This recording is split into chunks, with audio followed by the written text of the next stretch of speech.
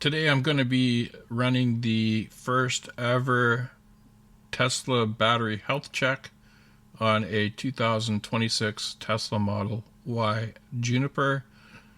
I have had this car for a couple weeks now and I've got 535 miles on it. And so I figured let's go ahead and run this test now and then do it once a year afterwards.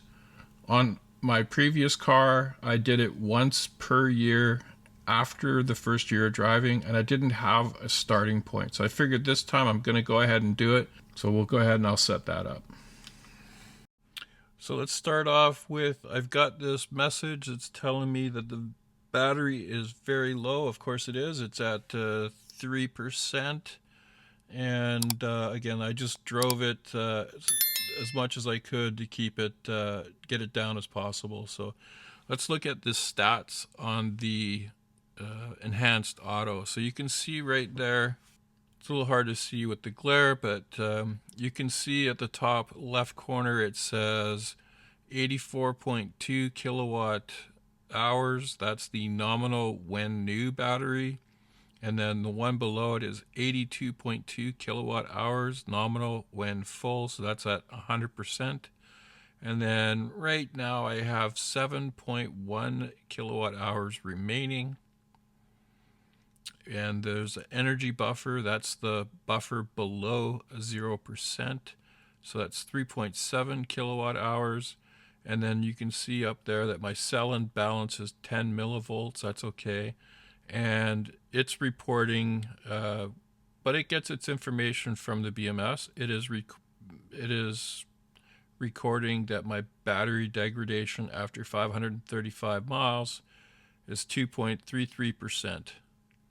So that is reported by the BMS.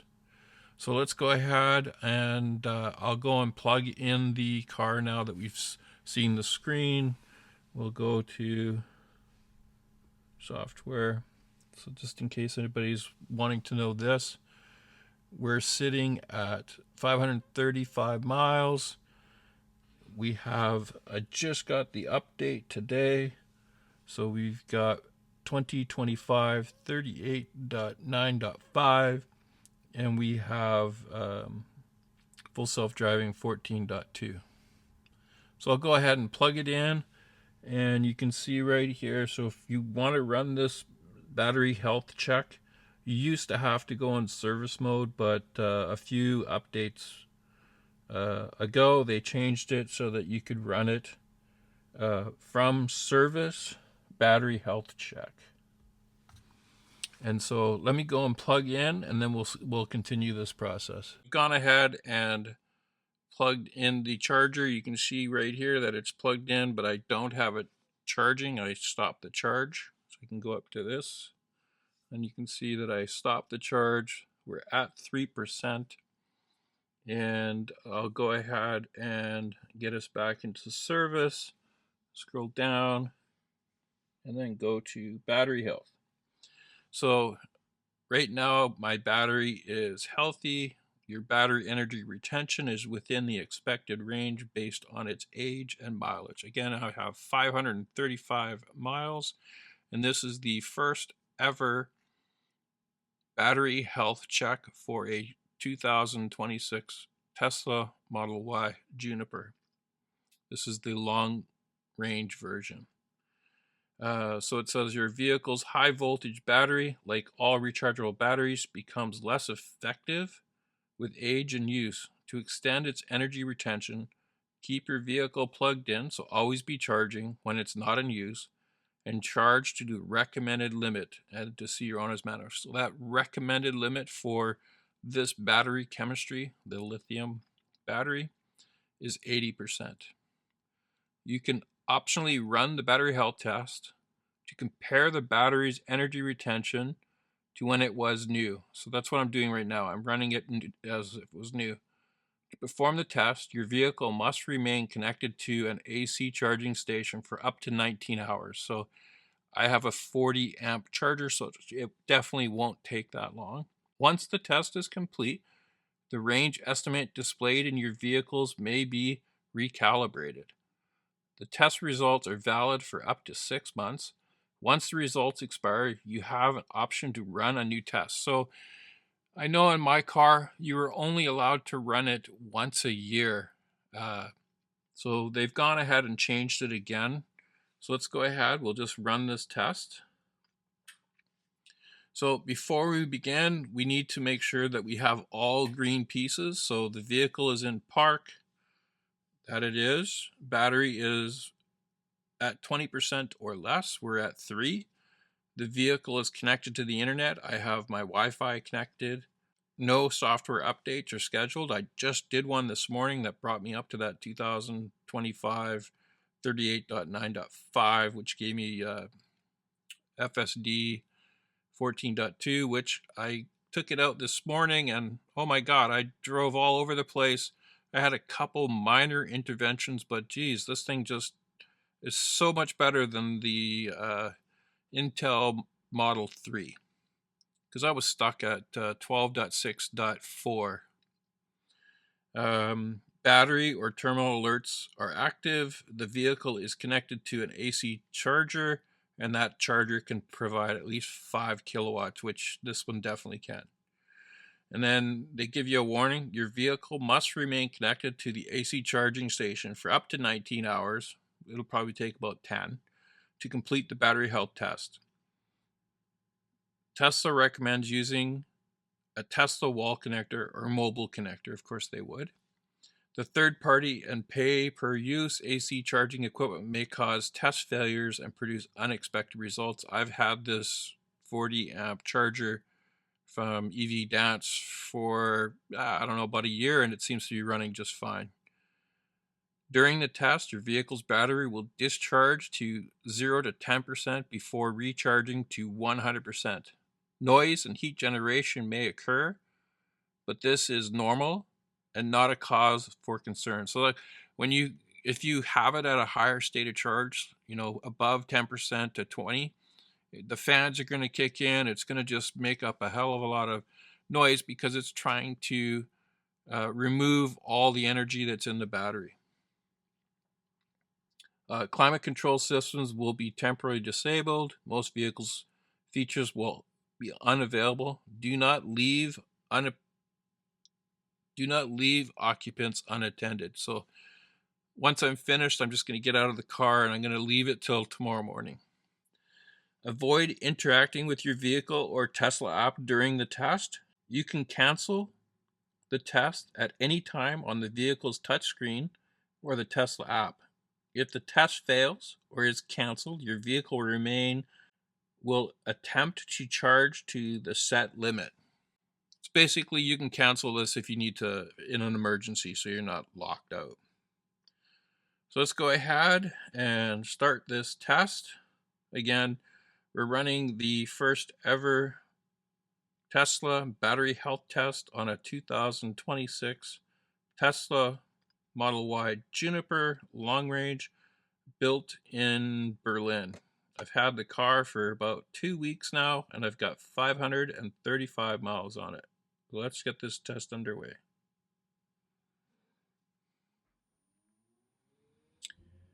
And there you go. It's going to take 19 hours according to this. It does tell me that my battery level is 3%, and it says it will discharge between 0 and 10%. I'm at 3, so it's not going to do much discharging, but the fans are going, everything's happening right now. We'll just leave this thing alone, and we'll come back to it in the morning. Hopefully not too long at 100%, and let's see what the nominal full will be on the battery.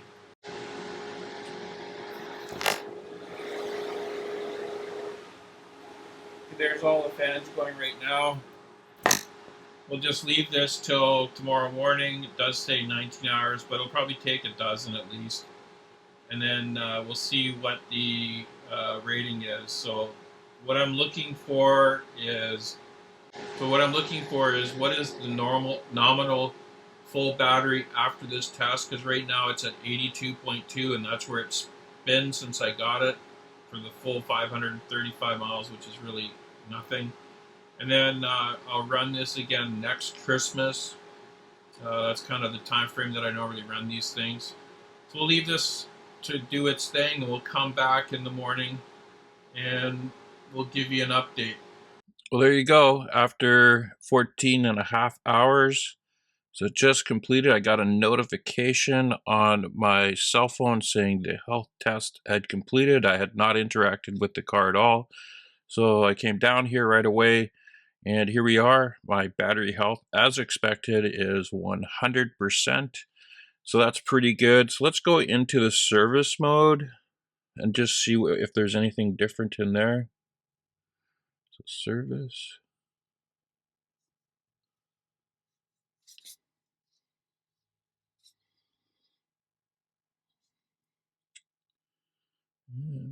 Get rid of these release notes. Back to HVAC.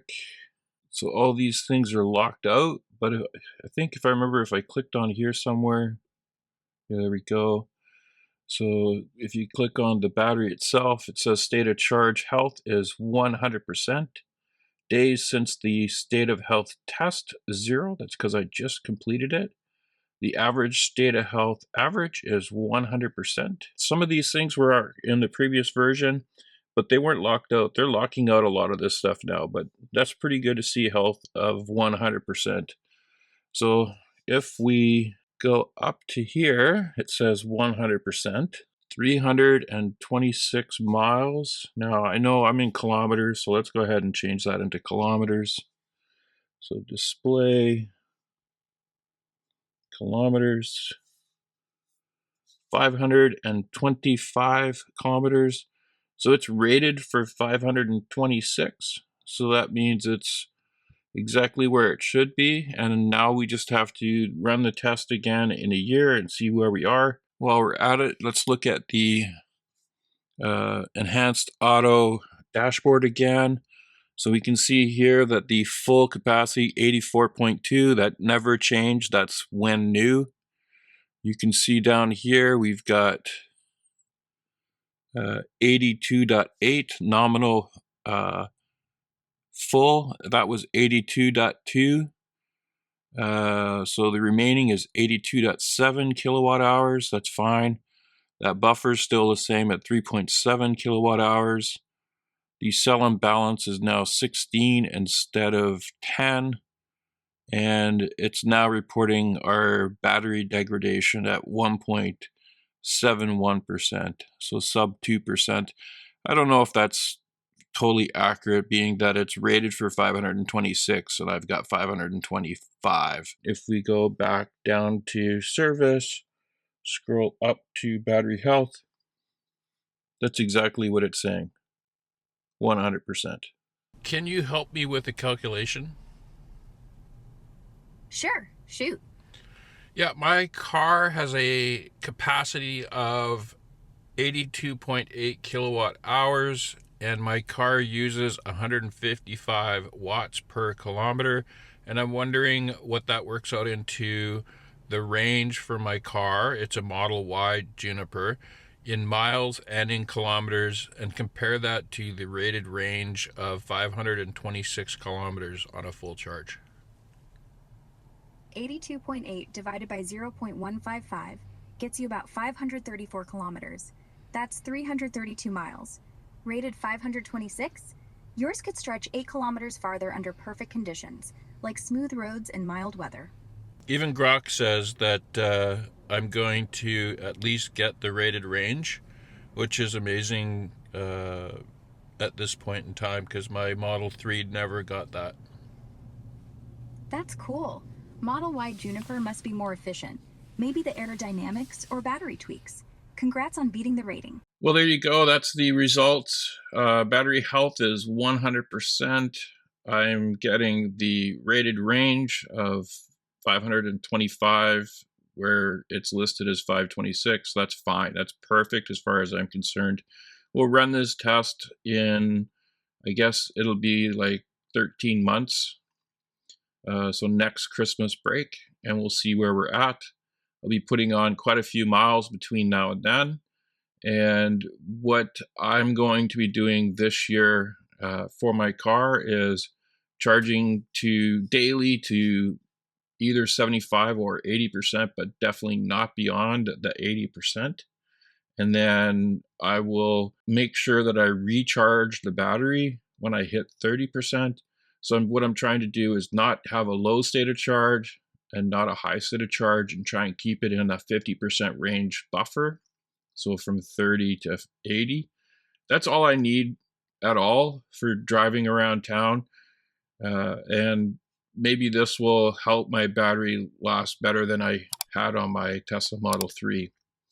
Now, I am going to be doing supercharging. I'll probably be charging quite a bit on the supercharging network, but I didn't think that that caused any issues previously on my other car. What really caused issues was having it sit for a very extended period of time above 90%, and then having it sit below below 20%.